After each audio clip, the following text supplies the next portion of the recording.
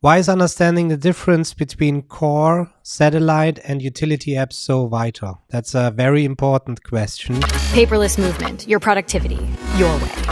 The problem really is that people spend a lot of money for a lot of tools per month without knowing why they use these tools. Once you understand why you're using the tool, you will understand the return of investment, and you realize that $20 per month is nothing compared to what you're saving on time and therefore money on a daily basis. And if this is not the case, then you might have redundant tools. And that's where we have the ICOR framework and the ICOR methodology, where you can lay out your tools in order to quickly identify redundancies and gaps. And there's always a scenario where we see redundancies in one area, which is usually the personal knowledge management with a lot of different note-taking apps and things like that going on. And then a lack in the action system, where there's a lack of a project management tool or a task management tool or things like that. And then we also see another misconception there, that people identify, for example, Google Calendar or the Outlook calendar, and they also use in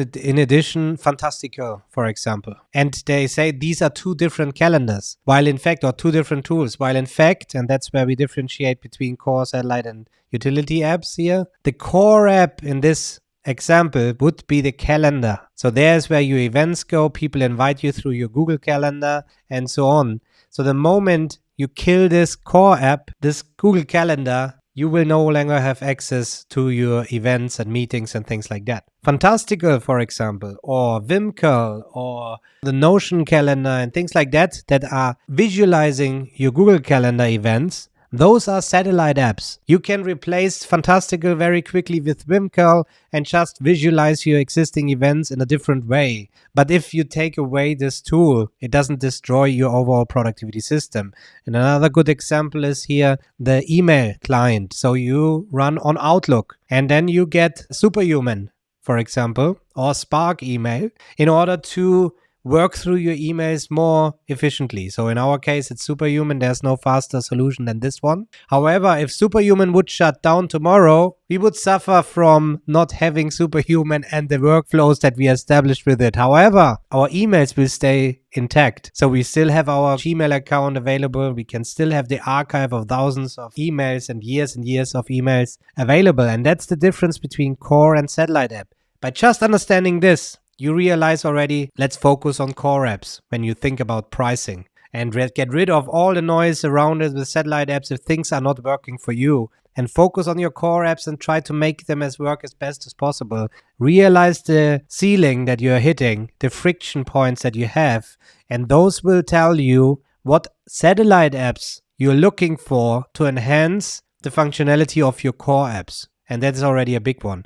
And utility apps, maybe Paco, you want to talk about utility apps? Yes, well, those are the apps that you use to enhance your system, but that they are independent. You know, this is perfectly represented in the ICOR framework. And we insist that understanding this difference between core, satellite, and utility is so crucial, because we live it live on every inner circle cohort session that we do with people who join this program, because it's life-changing, because from that point you start approaching apps in a totally different way, because you know where that tool or application resonates, where the weaknesses of that application emerge. It's totally different, because instead of just going all in to the world of software and tools and applications, you go with synthesis of your needs. That it's awesome, I would say, because right now you can perfectly define what you are missing, what you are duplicating.